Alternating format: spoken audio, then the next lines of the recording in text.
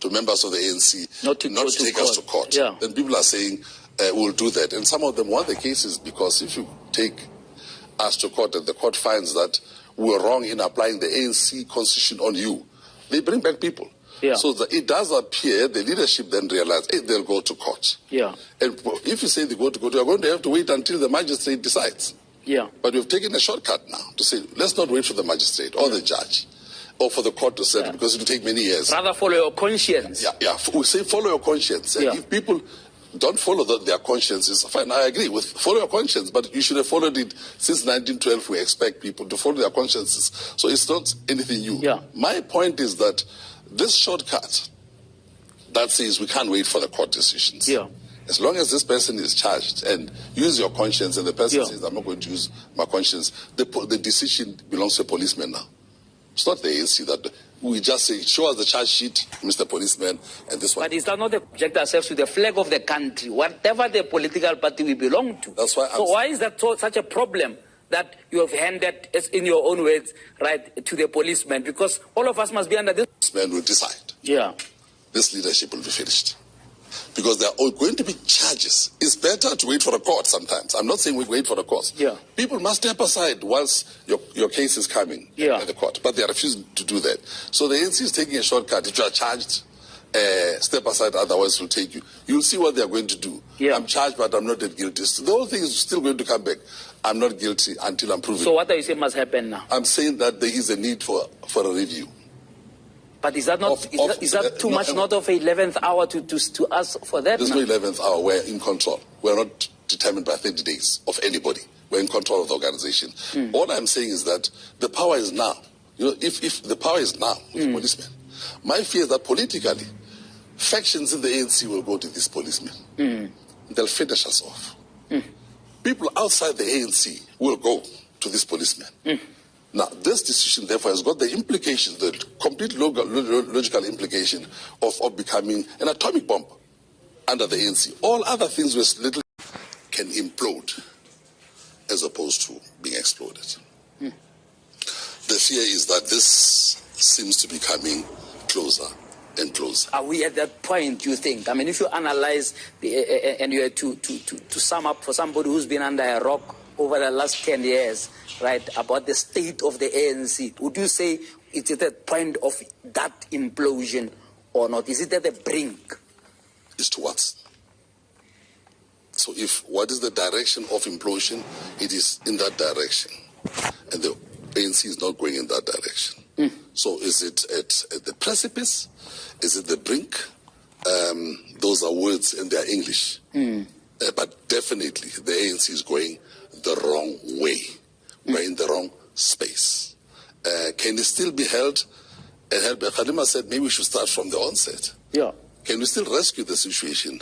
I believe we can, but not in the manner that we are trying to do by holding normal conferences to go elect one another, because that seems to be sharpening the contradictions even more and more. You remember what I said when I was on this show? Money.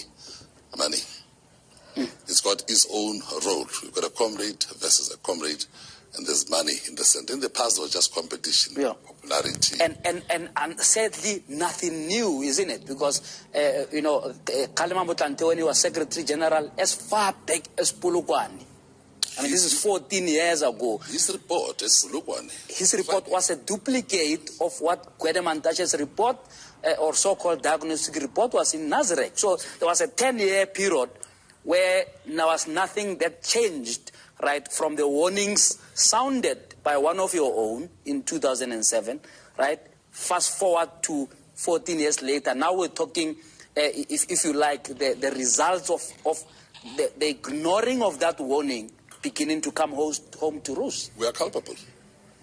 We are culpable as ANC members and as leaders. I'm saying it's going that direction, and JJ, it's not a joke. These are not just words.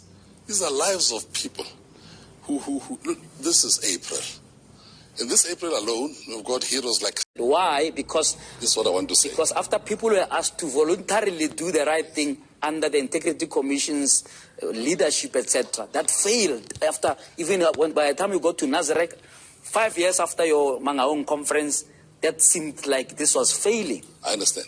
Step aside means recuse yourself. on your own, agree that ethically, morally, this is wrong. If you don't do that, you go. Yeah. Okay, you go. We have a duty to do that. Now, since 1912, when the ANC was established until today, the ANC has got the right to fire you, to tell you to go.